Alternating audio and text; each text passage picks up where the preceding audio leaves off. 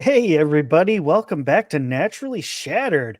We are here to regale you with a tale of fun and excitement. I am joined with the most amazing cast ever right here. We got a little Christmas present from Tofu that's absolutely amazing. I think we might post it up in the general Discord. So if you don't if you don't join us on Discord and you would like to see our Christmas present from Tofu, head over to Discord and check it out. I'll post a link in the description. Yeah, good time. So let's jump right on into things. When we last left our intrepid heroes, they had trekked through an overgrown forest and made their way to a thief's house who had stolen some things from Leandar.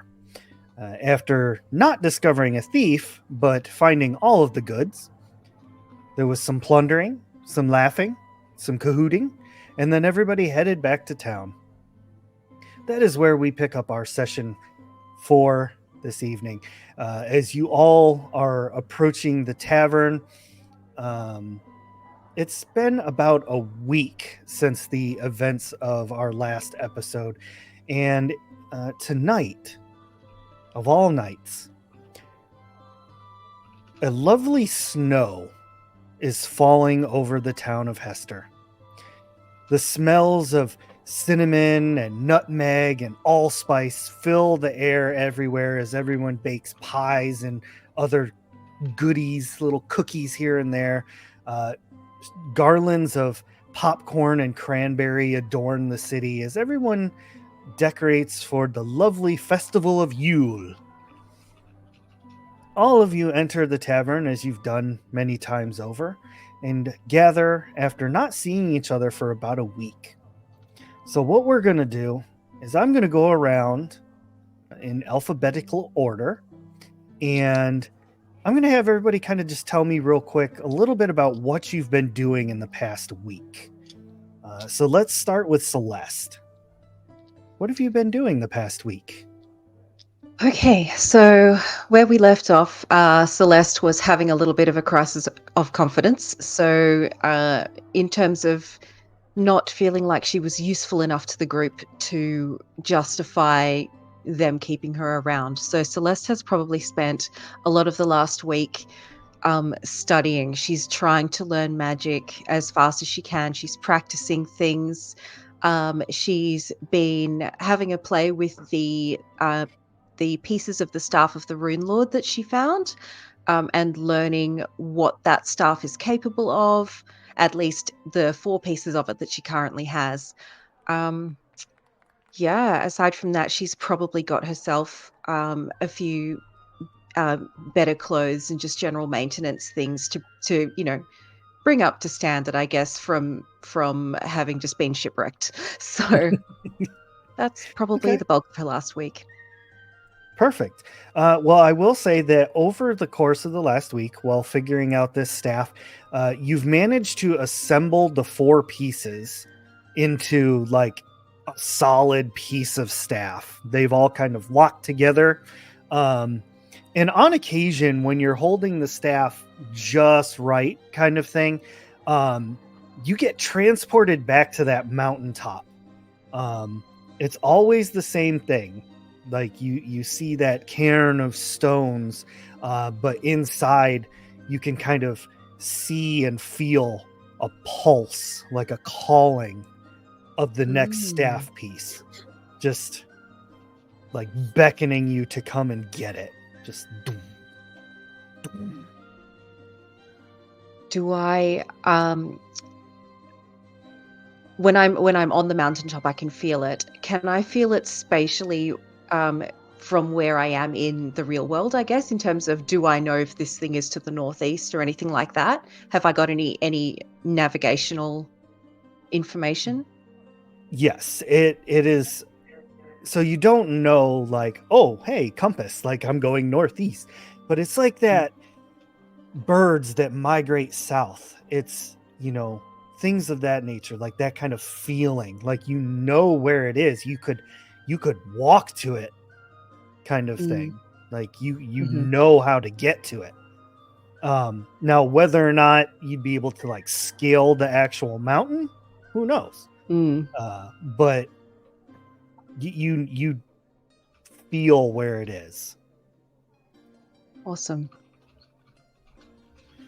All right, now, Chip, we will go to you next. What has creepy Chip been doing for the last week? So part of it has to be him sitting in the tavern just staring at people, because otherwise it wouldn't be Chip.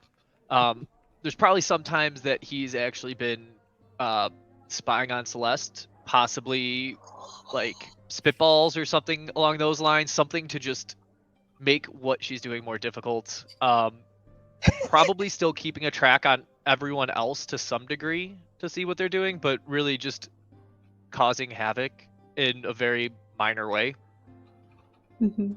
All right, so with that being said, because Chip is sneaky and clever and just all around mischievous, the more common folk of Hester, um, particularly those in the, let's say, less educated department, they are starting to believe that Hester is besieged by gremlins. And rumors have started growing. And like they've been telling their children that if they don't behave, the gremlins will come and play tricks on them. And so, as such, Chip has effectively created a local folklore. Wonderful. Amazing. Chip's gift to the town. And obviously, trying to drive Celeste even more crazy. Definitely not doing any good or benefit to her broken confidence, but that's Chip for you. Next, we have Dahlia. Dahlia has spent the week helping out Guts at the tavern and running around the town helping people with any odds and ends work, earning money, finding ways to pickpocket and steal a little thing here and there. Delivering flowers from Flora and hanging out with Toby, Tom, Teal, and Tom. Making deliveries for Hester and helping Guts, prepare more, mostly meat. Taking inventory, so that way we could earn or steal some Christmas gifts to give to Chip and Seamus and Celeste and Czar. And then in her downtime, playing with her wolf and just getting underfoot with almost everybody. I like that Dahlia is like, oh, I want to help people and I'm going to do these deliveries and I'm going to be such an upstanding citizen, and then immediately pickpocket everyone. Yep. Well, luckily, through Chip's concerted efforts, even if he didn't mean to, the people are starting to believe that it is the gremlins causing their things to disappear. one of those like additional things like, hey, children, behave or the gremlins will mess with you. Also, everyone hide your kids, hide your wife, because they steal things too, apparently. Loving it. So it is worth saying that it has been a week that you've had the crabberry cream eggs. So those are on the verge of going bad.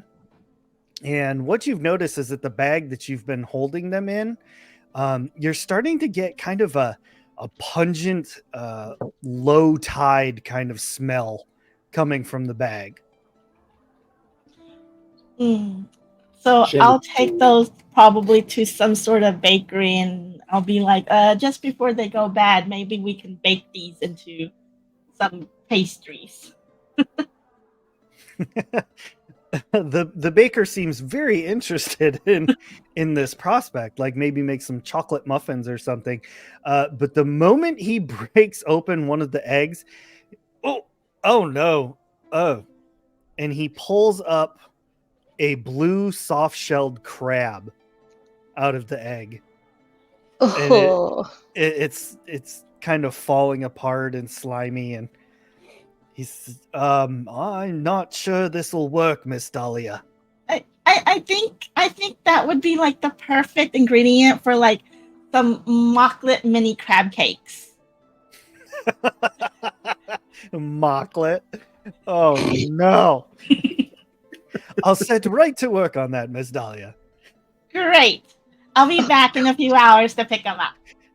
As you walk out, he pulls his shirt up over his nose, like. Oh. And that brings us around to our lovely wolf brother Seamus. Oh, sorry, brother Yeah. Wolf. We don't want to get copyrighted here. All good. So Seamus has spent the week during most of the day and sometimes later on in the evening. He's been working on helping. I think it's the person who's in charge of the blacksmith. He's been helping him fill orders, but also been working on his own axe. He's been working on a steel axe for a while, doing like making it intricate and stuff with the intent to maybe find somebody to imbue it with magic. But he's been putting his people's runes and stuff on it, telling the story of him and his companions. So through the axe's hilt, it actually, in the runic, it actually has the whole story about Celeste and Dahlia and Chip and the dude with the swords. So that's literally how he wrote it. That's literally how he wrote it. I love it. But also at the same time, during the downtime, aside from going to the tavern to have his mostly meat, he has whittled a trinket for each member. I love that. Actually, yeah. I love that. All right, so on your final day of working on your axe, which you do get that completed and everything. So what I'm going to say is that your axe will gain an additional 2 points of damage as you've kind of shored it up and made it a little sharper, a little bit more beta, a little mo beta. And the you know, this whole time, you and Leandar, you've kind of been talking back and forth, as you said. And on this final day, when you come in to finish things up, Leandar strikes up a more serious conversation with you, and he says, Seamus, Yes, I've been holding on to one last quest, and I think I feel like I can trust you to complete it. You and most of your companions. I'm not sure about the little one with the dead eyes. He has his means. A while back, I was commissioned to make a sword. A powerful sword. But the person who commissioned it said that he would not be staying in Hester. He was going to be leaving and going on a trek for about a month. This was a day or two before all of you had gone on the last mission for me. But I need a very important crest. It's a small family crest by this particular person. It's only 2 days travel from here, but it is in his family's crypt. I should require you to head down into the crypt and retrieve the crest for me so that I can finish making his blade. Of course, I will compensate you. 50 gold? How about 50 gold for each of you? Sounds reasonable. Wonderful. Beware, though. In this world, I would not be surprised if there was more than just graves down in that crypt. I would expect nothing else. Wonderful. Well, don't forget your axe. And he kind of tosses it to you. The thing about your newly formed axe is that it does feel a bit lighter than it did before. And nobody was able to actually imbue it with any magic because it's kind of sparse here. Like, really, the only spellcaster in town would be Celeste. Yeah. Everybody else is just kind of townsfolk. To be fair, he kind of meant like further down the line when if they were Right. somewhere else, somebody he could take it to, be like, hey, make this Excellent. dude lightning or something. Yeah. Leandar says, "With at your leisure. I hope that you have a wonderful Yule, and I highly recommend getting some of Lotguts' hot nog." I do enjoy hot nog. And I appreciate you, my friend. I made you a little something. He hands him a little wooden carving of a bear. Aw. He said, yeah. Wonderful. I will treasure this always. And he puts it up like proudly on display, like behind the item counter, like on a shelf, so that anybody that comes in will see the Seamus bear. And happy Yule to you, my friend. All right. And with that, everyone reconvenes at the tavern. Typical, tabletop trope. Everyone meets in a bar.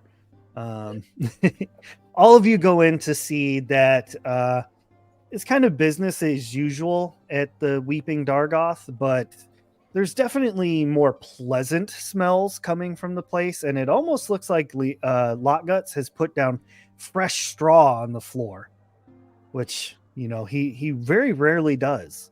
So things are smelling better.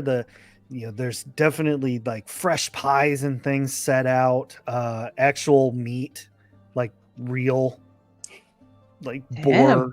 boar hocks and lamb chops and things like that.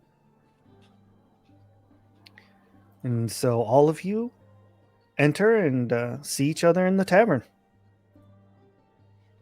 You guys see. Was probably in there just waiting, Yeah. just off in the corner. Staring. Seamus is walking in with a satchel over his shoulder, too.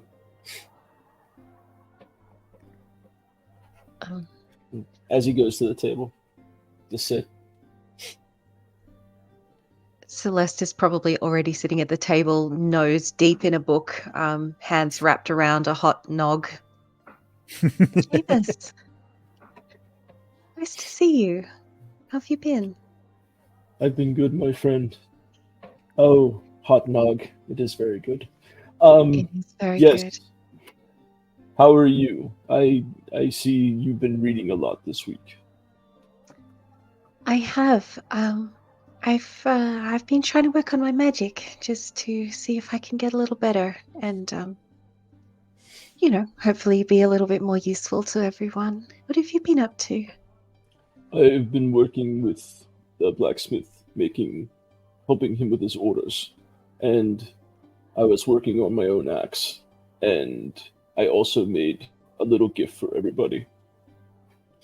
And he reaches into the sack that he brought with him. He pulls out like a medium-sized looking piece of wood carving. It's a wolf, and he gives it to you.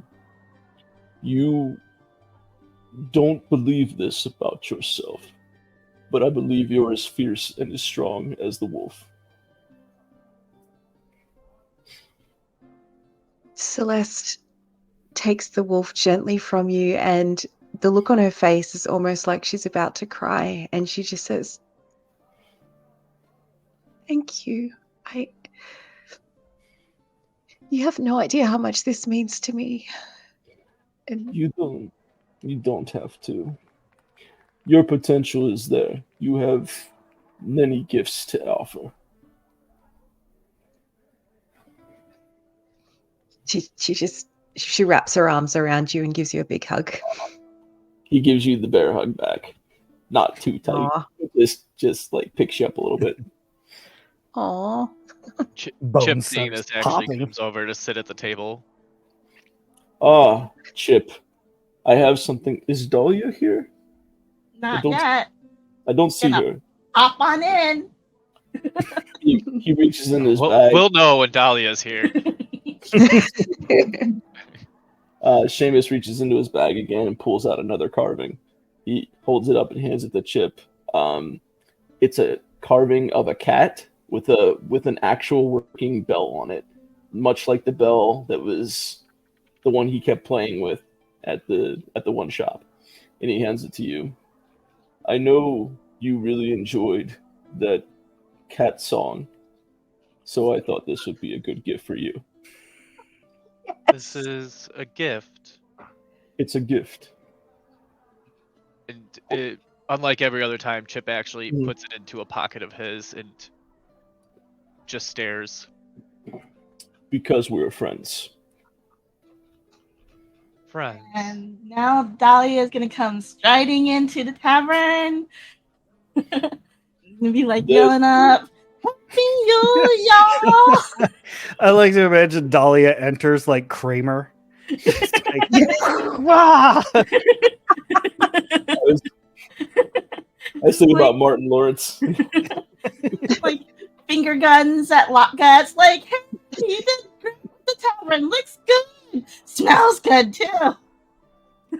Just kind of pop my head in over at the table. I'm the last. Buddy.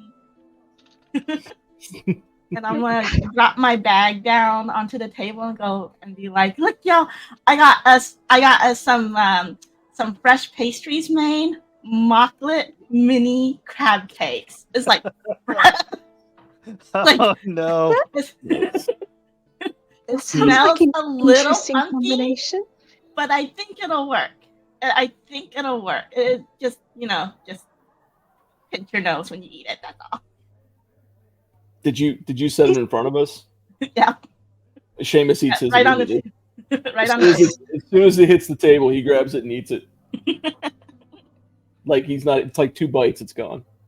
And like it's just like a little sour, tangy, right? It's good. Yeah.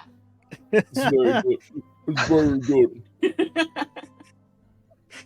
Like, if you can imagine how low tide smells, that's what's happening in Seamus's mouth. But like, also pancakes. He does not mind at all. He's just happy to have something good to eat in his mind. Right. Yeah. I'll pick one up hesitantly and say, "It sounds like an interesting combination," and I'll kind of nibble at it and taste it. What did you say was in these again? Mocklet mini crab cake. You don't want to know what exactly is in it. It's just edible. They're certainly interesting. I'll continue slowly eating this thing. Chip will grab one, look over to Seamus. This is something you might enjoy. A gift. Oh, And hands it over to Seamus. thank you, my friend. And they just eats it again real fast. This one's 1 bite. He just shoves it all in, and yeah. Speaking of gifts, I'll throw my other bag onto the table and I'll pass out. I was like, I've got Yuletide gifts for you guys. I worked really hard on these. I worked. And so I'll hand everybody their gift, and then I'll sit back and kick my feet up on the table and sip some of my hot nogs. Oh my goodness, this is awesome. Seamus starts putting the boots on right away, and when he finally finishes lacing them up or tightening them up on him, these are the warmest boots I've ever had. Thank you. You're The sword. welcome. They're like So kind let's- of inspecting the sword. Celeste takes the 2 scrolls that you gave her, the spell scrolls, and she looks at them like her eyes kind of light up as if she hadn't even considered that you could make spells into scrolls as opposed to just memorizing them and using them on the spot. And she kind of looks at you with this dawning kind of, you know that moment where you have the ding with the light bulb. The aha She looks moment. at you like, yeah, the aha moment. I didn't even know you could do this. Oh my goodness. You've just given me so many ideas. Thank you. And she looks over them and, like, after a while tucks them inside the magic book that she's reading. I'm sorry I didn't get any of you gifts. Yule wasn't really something my family did much. I'm not really aware of what the festival usually entails. Oh no worries. We're friends. That's more than enough now because I like having friends. Speaking of gifts, and Seamus reaches into his bag again and pulls out 2 items. The first item is a medium size, same as he's given the other ones. It's exactly the same thing that he gave to Chip. It's a cat with a bell on it that the bell actually works. And because I know you like the cat music as well, so I made this for you, but I also made you something else. And it's like a little miniature thing. Like it looks like he had a piece of wood that was just maybe a half to a quarter of the size of the other things, and he just didn't know what to do with it, so he did this other thing. It's a wolf, but it's a wolf that he thinks he looks like when he turns into a wolf. Like, he doesn't know, so it's definitely not going to be accurate, but he has an idea of what it looks like, and he tried to make, like, when he was whittling, he tried to make like a tiny person on the back too. So it's a wolf that he thinks he looks like, and with a tiny dahlia on the back. Aw. And he gives it to you. That's adorable. So Dahlia's gonna squeal, but I'm not gonna do it because I don't want to burn everybody's ears out. But Dahlia's definitely very excited for both gifts, and like immediately playing with them and dingling that bell. I like this. That's adorable. On Seamus's axe, you also do see at the very bottom, like when where his hand, where like the piece would stick out below his hand, there is a little carving of a bell on the bottom of that too.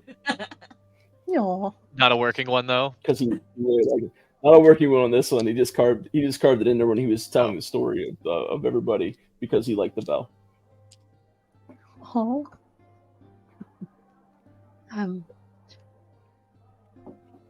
I'm just gonna say to everyone, have you all tried the hot nog here? It's amazing. Have you tried it yet? I have.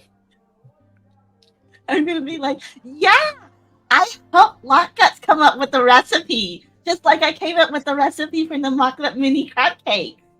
That was you. Yep. The hot nog is so good.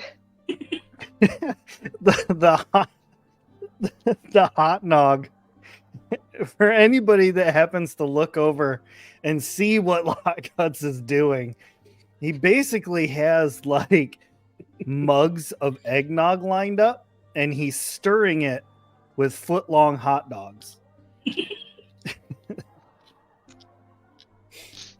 Okay. Yeah. I think Celeste sees that and then just kind of turns her back like, I didn't want to know that. Seamus I does didn't speak need to up. know. I didn't want to know. Seamus does speak up, and Lockgut, a round of the hot nog, please. Coming right up. Thank you. And he proceeds to bring over another round of hot nog for everybody. It's I'll like give him- piping hot, still steaming. I give him a couple gold. As always, Chipple passes over to Seamus. The tankard's like Appreciate the it. size of Chip's head. Yeah, Yeah. That's You- a you lot of don't- hot nog. you don't want a hot nog, friend. No, I'm fine, thank you. Okay. So Seamus is double fisting hot nog right now. Chip did learn the phrase "thank you" over the week. By the way, that was a new one. Nice. Right on. Good to know that something's having a good influence on Chip, whatever it is. No idea what it means. Not a I was single gonna clue what it say, means. Just Until at you the end of a realize he has sentence. no idea what context to use It's- it in, so he just like says it randomly. So I'll be like, oh, Chip, good. That's when you use it. That's a good time. I'm starting to understand a little bit. You'll, with a little more practice, you'll get it. You don't really say thank you when someone has been cut in the streets, but we're getting there. Well, I thought the work was well done.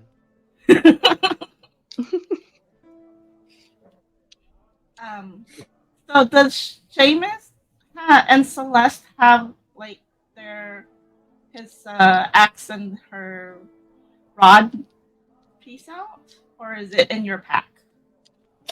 Um, Go ahead. Sorry. my rod is probably. I'm just thinking, sitting here at the table, I've probably got my pack next to me, like on the floor, with the rod kind of strapped into the pack. Like if it was on my back, I'd be able to, it's kind of strapped in there on the pack, which is on the floor. Yeah, so it's visible. Seamus has his axe. There's like a little hook on his back that he can put the axe behind him and hook it into the little hook. So it's just hanging out on his back. So Dahlia is gonna notice both of them then, and they'll be like, "Oh, your rod! It's not in pieces anymore, and your axe looks so cool, Seamus." Aw, thank you. He pulls it out. He puts it like blade side down on the table, like puts it a little bit into the table so he can show off the hilt. And this rune here is about you, Dahlia. And this is Chip. And this is Celeste. Celeste is like up from the bell. Aw, that's so awesome. It's like one runic symbol, but like Seamus explains it as like a whole sentence. It just tells the story of us. That's so sweet. He's sorry. I don't think I've ever met people as wonderful as you all are before. I'm so glad I Chip met stares. you. Celeste is avoiding Chip's eyes. This is the most proud of himself Seamus has ever been.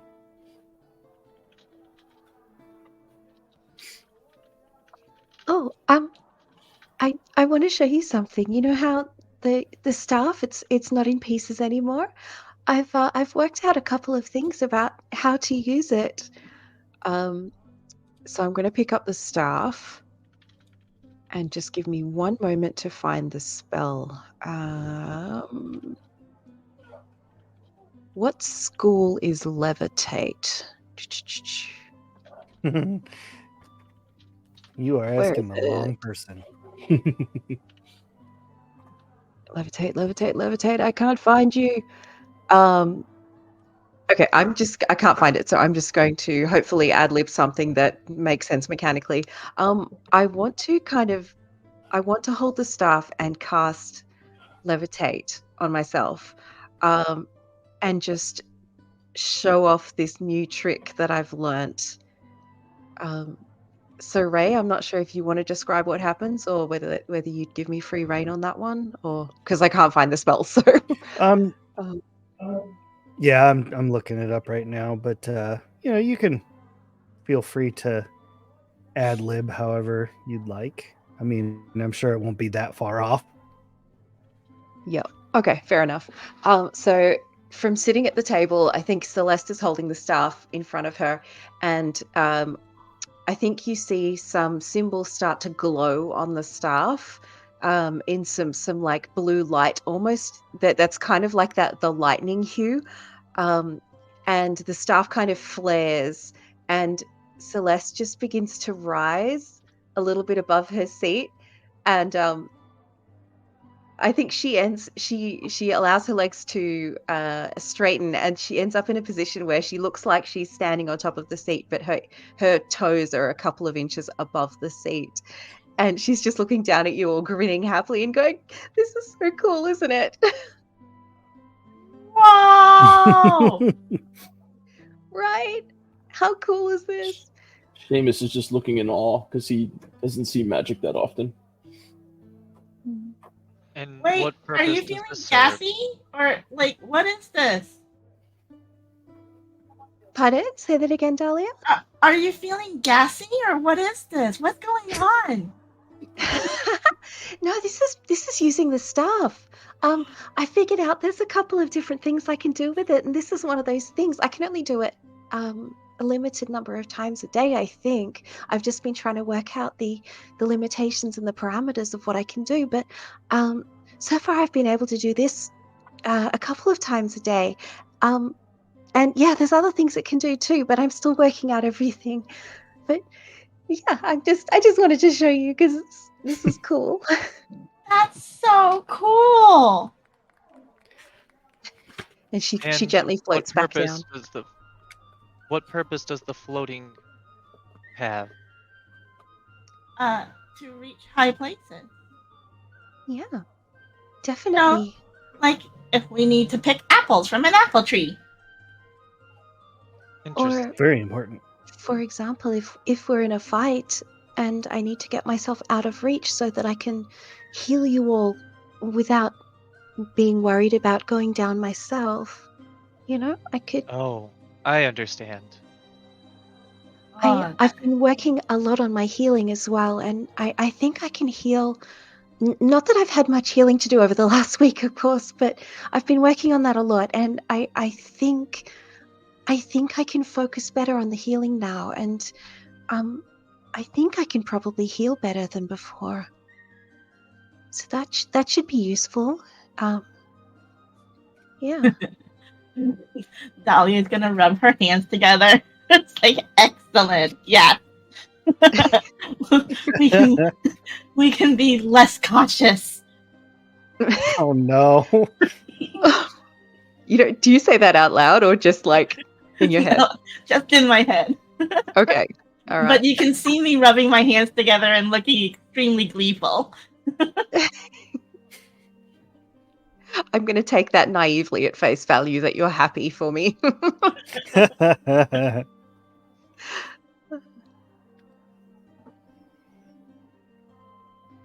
Seamus, are you gonna let everybody know what Leandar said? So Seamus picks up his axe out of the table, hooks it back into his back, and Leandar mentioned that he has a quest for us. Should we want to take it? I believe he said 50 gold apiece. Done. Okay. There is a crypt that we are to gather a sigil from. But he did warn that there may not just be graves there. That something might be there for, I'm assuming, for us to fight. Okay. Did you guys want to go? Sure. How far away is this place that we have to go? 700 miles. Seamus Okay. makes a joke. No, That's a long way. I honestly don't know, but I don't think it's terribly far. I believe he said it's relatively close by. Okay. I'm in for sure. Gotta keep you lot safe. Awkward laugh. Yeah. Leander said it was a 2-hour walk from town. It's about 2 hours away Oh, to okay. the That's not bad. northeast. Um, Do we take flowers? I think that's something people do, right? to a crypt that's going to attack us? No, not this time. Want it to be nice. But a 2-hour walk, we're gonna get thirsty. I'm gonna go get Lot Guts to get us some hot nog to go, and then we'll be on our way. Do we know what kinds of things might potentially attack us? Um, he didn't say, but my people have a legend about the dead rising, and because they're tormented and they don't want to stay dead. Okay. That's quite sad. Not even having peace after death. We are a warrior people, and we love to fight. Apparently, even in death. I guess if it makes you happy. Everyone needs a hobby. Yeah. In death. So Dahlia, you request some hot nog to go, and Lotguts kind of rummages around under his little bar counter there for a little bit, trying to find a proper carrying device. To which he pops back up and he's like, I knew I had this somewhere. And he produces a very large, like, sheepskin bladder. And he begins pouring mugs of hot nog into this thing. And after about 6 mugs, he screws on the little nipple part and he hands it over to you. I'm gonna strap it to the side of my bag and be like, "Thanks, Lot Guts. You the man. This will keep us nice and warm during this cold." Good luck. So Dahlia is now equipped with about 10 gallons of hot nog in a sheep bladder. That's got to be heavy. Mm. So we've got Just hot eating us. nogs, we've got mini crab, mocklet mini crab cakes, and I still got some of that century eggs. So I'm good to go, guys. We're not gonna be low on energy. How have y'all not died of dysentery? Right? Is there anywhere in this town that does non-questionable food? No, not really. Oh I God. mean, Okay. I mean, you could go to like somebody's house, Mm. like to their home, and they'd probably make like somewhat normal food, but it's more readily feel like- available here. I feel like that's where Chip's been eating, is in people's homes. Just randomly No show one up. questions it either. They don't dare. Yep. That's awesome. Just walks in, grabs a loaf of bread, walks out. The site. That's there's where he been actually. sightings That's of actually the where he learned gremlins thank you. reported. A little Yeah. thing of cheese. Yeah. Maybe an apple. That's where he learned thank you. Did he learn yoink as well? Right? Yes. Yes. Honey, don't forget to put out Originally, extra the phrase is- bread for the gremlins. Yep. That's, Oh God. It's like cookies and milk for the Christmas gremlin. Yep. The Yule gremlin, Chip's got I a little should milk. say. he's got a milk mustache going right now. Just like eating sugar cookies. Yeah. Incidentally, the homes that Chip has eaten from are not the homes that Dahlia has stolen from, so they think that it's worth the putting the food out for. Mhm. Y'all are such Oh, that's chaos perfect. goblins, and I love it. All right, so the party all sounds like they are on board and equipped and ready to head out. So let me switch the panel in Roll20 real quick so y'all can see what you're doing. Boop. Okay, hopefully everybody can see what's going on. You can see your tokens and all that stuff. I know the viewers and listeners cannot, but that's okay as long as my players can. Okay. So after a 2-hour walk out of the town, trudging through some snow and some light forest, not nearly as dense as the forest you dealt with the other day, you make it to the edge of the crypt, mostly concealed by bush, moss, and debris. The family crypt appears to have not been visited in quite some time. Eyeing the stonework, it's clear that the mason responsible took great care to produce a fine, lasting work. Structurally, it appears to be completely sound, though the door appears to have been opened quite some time ago. You ascertain this by noticing that the plants have kind of grown up in the doorway. As you cautiously approach the door, the smell of stale air grows slowly. Inside, the crypt is pitch black and you can barely see in front of you.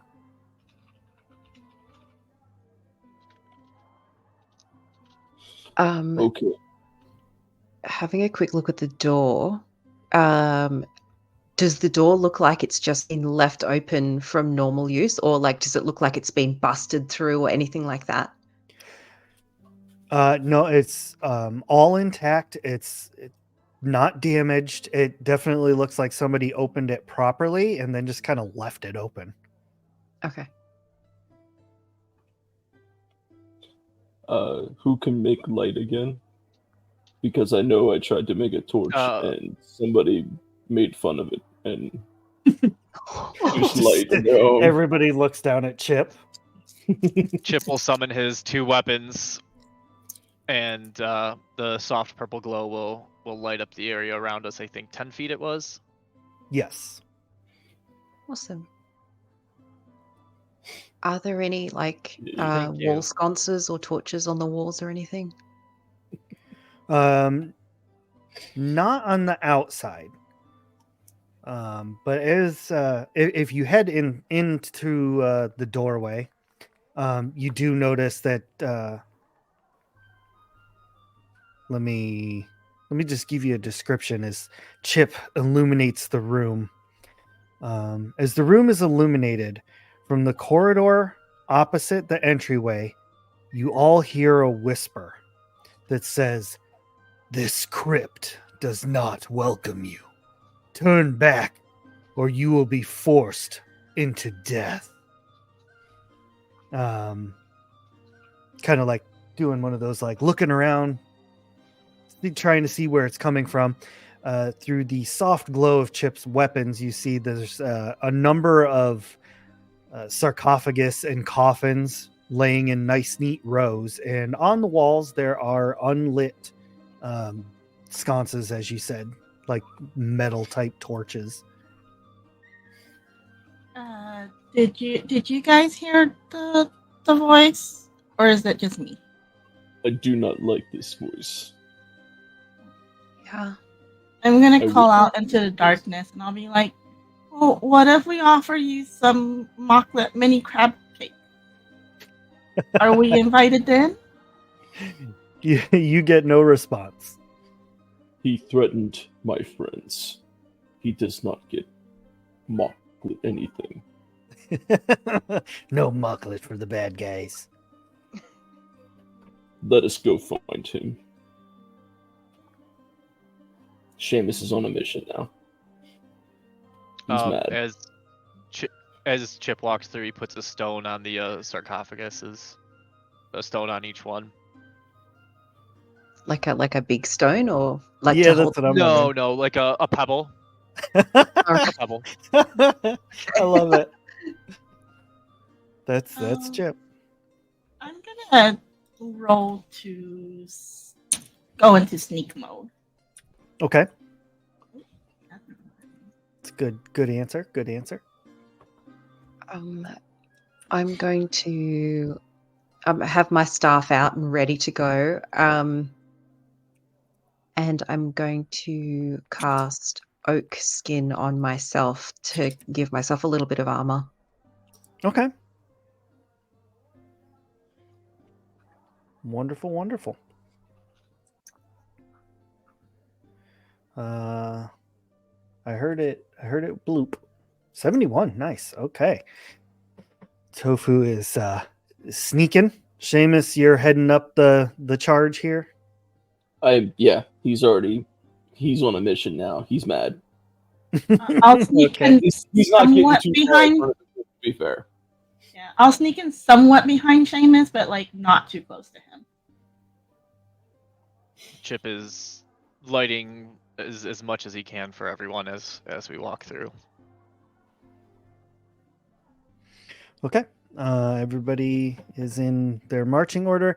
Seamus, as you get about halfway down the hall, being on your mission, you're focused, you're stomping along, and as you're going, the floor falls in just a little bit as the pressure plate activates poison spray.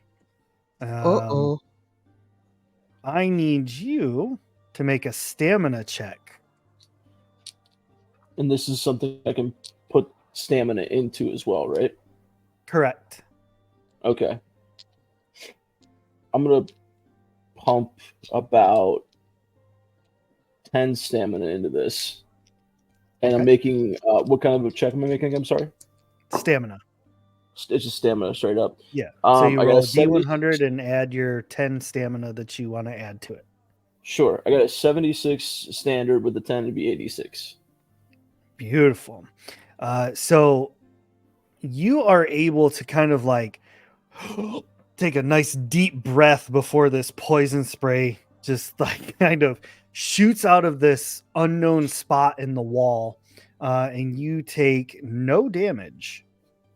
Right on. But the spray continues to come out of the wall while your foot is on the pressure plate. If it would have happened, he would have stepped back Okay. after getting hit with it. He would have stepped back a little bit to see what happened. Perfect. So taking a step back, the poison spray does in fact stop. I'm sorry. In my hatred, I'm not being very careful. And there is a spot right there that there sprays out poison as a trap. Are you okay? Did you get hit? It tried. I luckily took a breath. That was lucky. I'm not very good at spotting traps. Was it like a visible gas or is it like a Yeah, it's like the poison spray spell.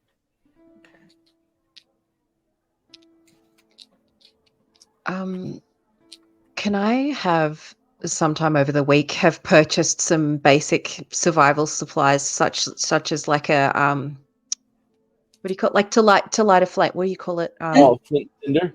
Flint and tinder. Yeah, like tinder. Tinder. Can I and I would like to cautiously make my way over to some wall sconces to try and give us a bit more light in the room. Yeah, no problem. You're very, very, very easily able to do that. Cool.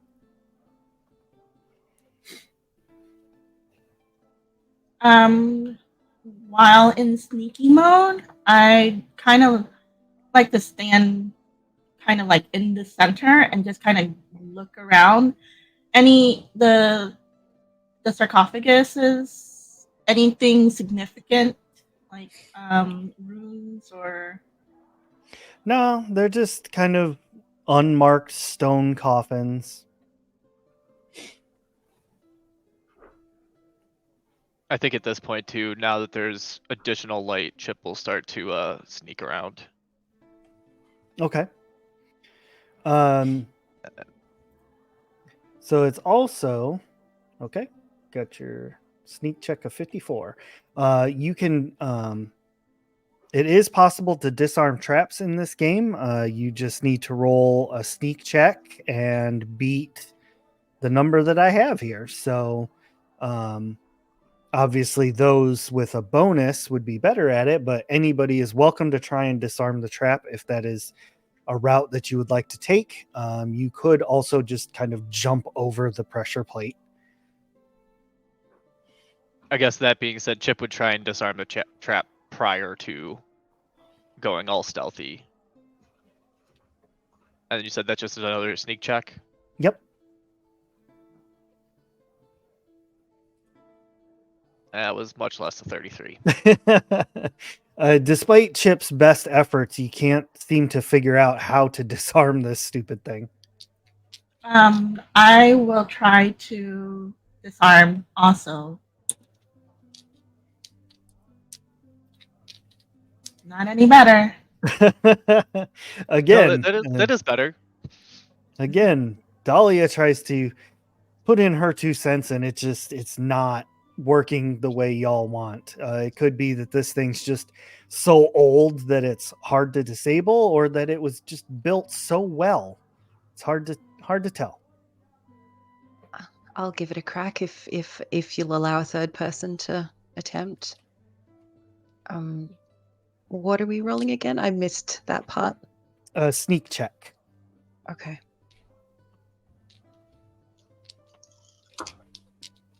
Oh, no, also in the 30s. Seamus will just back up another step and then do like a two stride leap over where he knows the plate is. Okay. Is it easy enough to skirt around the plate? Like around the edges of the room? Yes. Now that you know where it is, you could skirt along those. Okay. Yeah, I'm going to try and Chip keep an enjoyed eye out doing that. for... This hallway just is one person at a time. We can't stand next to each other, right? Correct.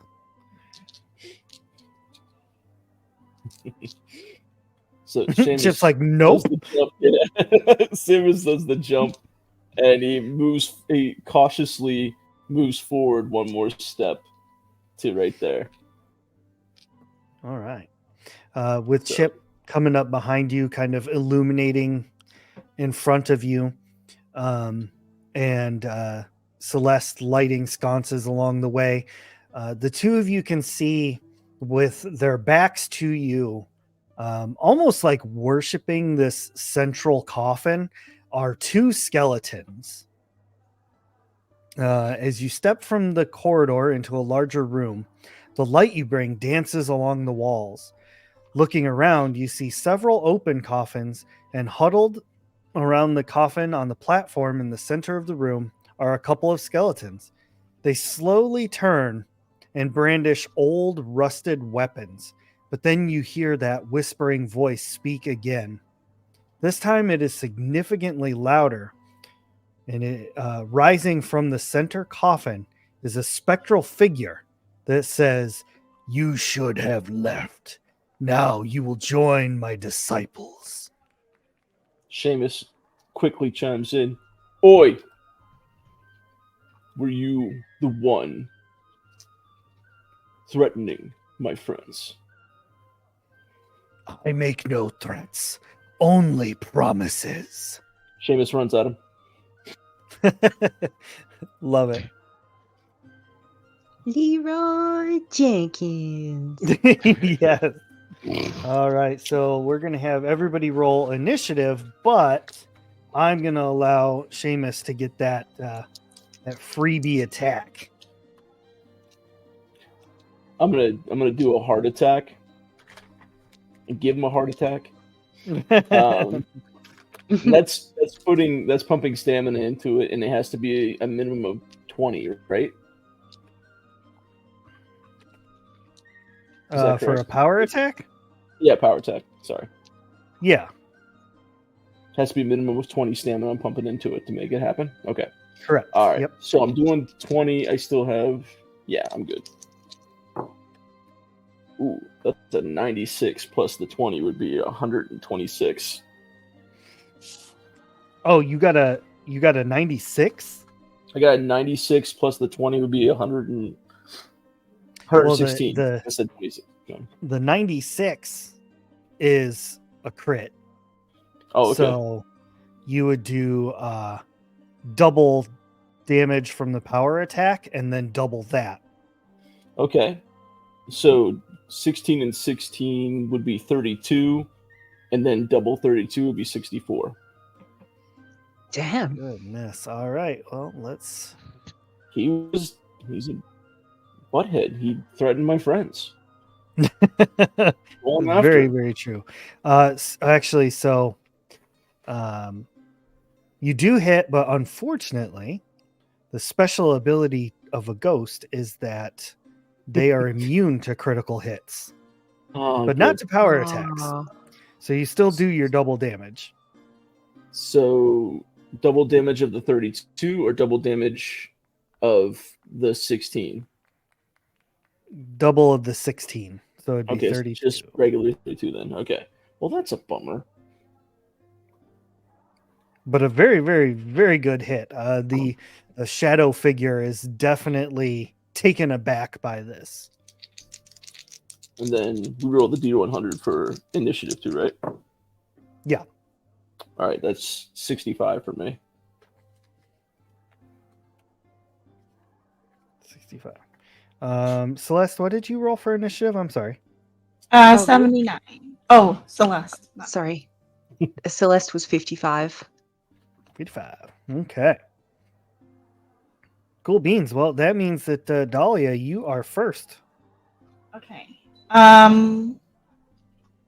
So I'm still in sneak mode. I'm going to sneak over to around this corner and take in my surroundings. Is there anything that's worth noting that I could like pick up, use, grab? Not really. I mean, there's just these open coffins everywhere. I mean, you could grab like a femur. Okay. Well, I'll consider it. Talia grabs the sarcophagi lid, picks it up. True. She's like, You yeah. could do that.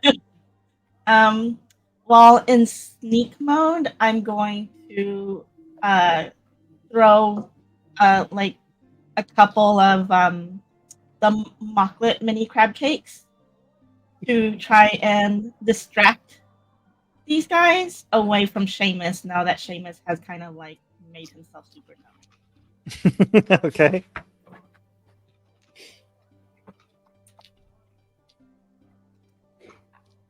Do I need to add any bonus for being in sneak for this, or No, but if it works out, you will do, I think it's ×4 damage, but wow, 86. And this is against the specter or the skeleton? the specter, since that's what he attacked, right? Yes. Oh, I just okay. want like So- invisible mini crab cakes just coming out of nowhere. So your crab cakes are actually landing somehow, just through sheer chaos, I guess. And it actually is distracting the specter. Like, what the heck? How is this happening to me?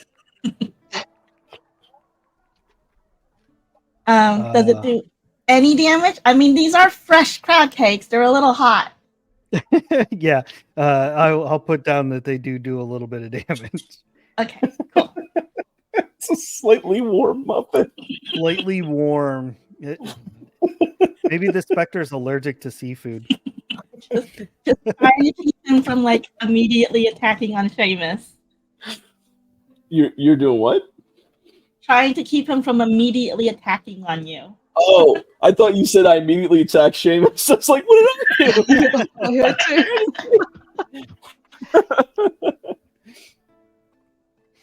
too. So actually, next is Seamus. With fury in his eyes still, he takes another swing. Let me see. I think I had 50 to begin with, but I took 10, 20, so I have 20 left. He's going to take a regular attack at him. It's a 91.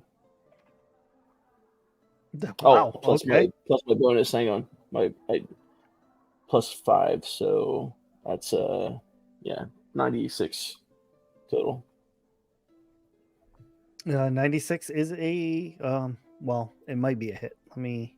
It's supposed to be a crit, but he doesn't crit. I get it. Oh nope, it's a hit. Oh, right on. And how much was that? So is that it's a crit, but he doesn't take the crit because that's a power for them, right? Correct. But So did you then- do another power attack? No, I did a regular. Yeah. So what's your regular attack? So the base damage is 16. Okay. Perfect. Nice. All right. Next would be Celeste. Okay, so I just have a real quick question that I can't quite find in the rules. Spell mischance.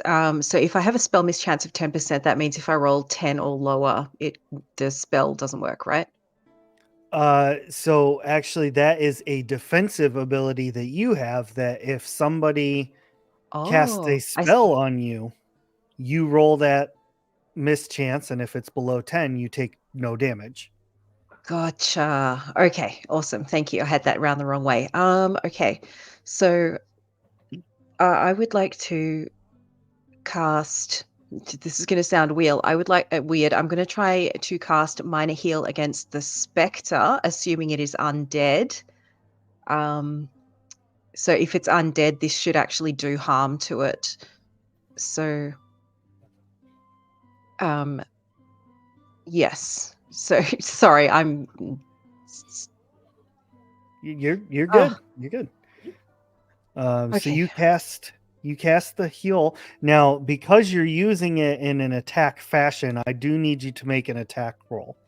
Yep. Okay. So you're gonna add your spell casting modifier to your D100 roll. Spellcasting modifier. Oh my gosh. Okay, so that's +6. Oh man, that's not going to hit. That's that's 35. There's no way. 35. Let me consult the book here. Armor rating is 30. I got it. So you Holy got shit. it. Nice. Okay. So that is 67 damage to this thing. Oh my gosh. 67. Yep. Yep. A blinding flash of light fills this entire room. And all of you hear the specter just as it disintegrates into nothing. And the skeletons both fall to the ground completely inert. Oh, that's handy. Seamus spins his axe back up to his hands. We make the promises.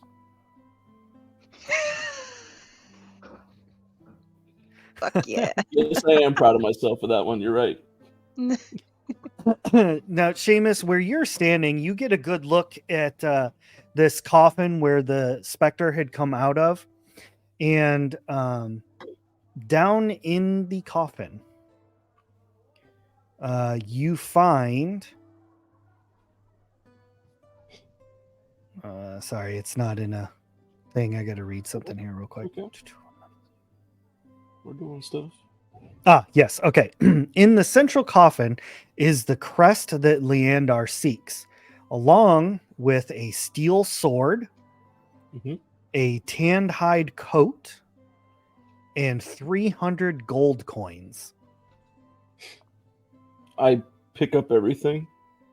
I walk over in front of Celeste, and I set everything down on the floor in front of her. With the exception of the sigil, I pocket the sigil because I know we have to take it back. So, but the steel sword, the 300 gold, and the coat, I drop in front of her. If you guys can use these, I think I don't really have any use of money. Well, I mean, money can be useful for a lot of things, so maybe as we go along, we show you how money works. Would that be okay? Okay, you hold on to it for me. If for some reason I would need money, maybe you just help me out. Okay. Sure. I guess I divvy up the 300 gold in between. Is Zardal here as well? It says. So Nope. there's. Zardal never joined up with you guys. Okay, He just so wants just me to the. He's just training the his four of wolf. us. Yeah. Okay, I guess that's 75 gold each. And do you want me to hang on to your 75, Seamus? Please. No worries. I can do that, and I've probably picked up a few little pouches over the last week, so I'll have a separate pouch specifically for Seamus's stuff. Okay. That's So all. you put all the coins into the various pouches, and I'm assuming you hand one over to Dahlia and whatnot, like divvy everything up. Yeah. Who wants the sword and the coat? Well, when you go to hand Chip his pouch, you notice that Chip is nowhere to be found. Chip? Did Chip Chip. go? Careful, he's sneaky. He was right here, wasn't he? He might still be right here. The little guy pops out all over the place. Seamus is still Chip. looking around the room like as if Chip is gonna jump out and scare him or something. He's like doing Now that that kind of everybody kind of notices this and you're calling out to Chip a little bit, Celeste, you're the closest. So as you turn back towards the hallway, you can see that there is a portion of the hallway, the wall has like been opened slightly. And with the light that you provided along the way by lighting the sconces, you can kind of see there's like one of those curved circular stairwells that leads down into the ground. Oh, I think there's a secret passage of sorts over here. Maybe Chip went ahead of us. And I guess I'll start heading that way. Seamus just kind of cautiously follows behind her, still thinking Chip's gonna pop out somewhere.